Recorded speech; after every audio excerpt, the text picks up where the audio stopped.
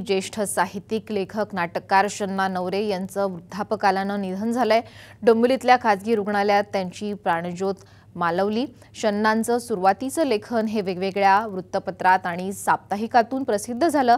कथाकार म्हणून प्रसिद्ध असलेल्या शन्नांचं 27 कथासंग्रह प्रसिद्ध झालेले आहेत। तसंच सुरुंग, संवाद, दिवसेंदिवस, नो प्रॉब्लेम, दिनमान, आनंदाचं झाड या कादंबऱ्या सुद्धा शन्नांनी लिहिल्या।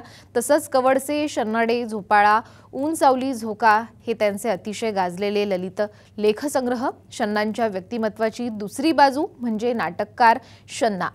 त्यांची बरीच नाटकं व्यावसायिक रंगभूमीवर गाजली। एक असतो राजा, नवरा म्हणून आपला, धुक्यात हरवली वाट, धुमस, सूर राहू दे, गुंतता हृदय हे अशी अनेक त्यांची गाजलेली नाटकं आहेत। त्यामुळे शन्नांच्या जाण्यानं नक्कीच रसिकांच्या मनामध्ये एक प्रकारे दुःखच निर्माण झालेलं आहे।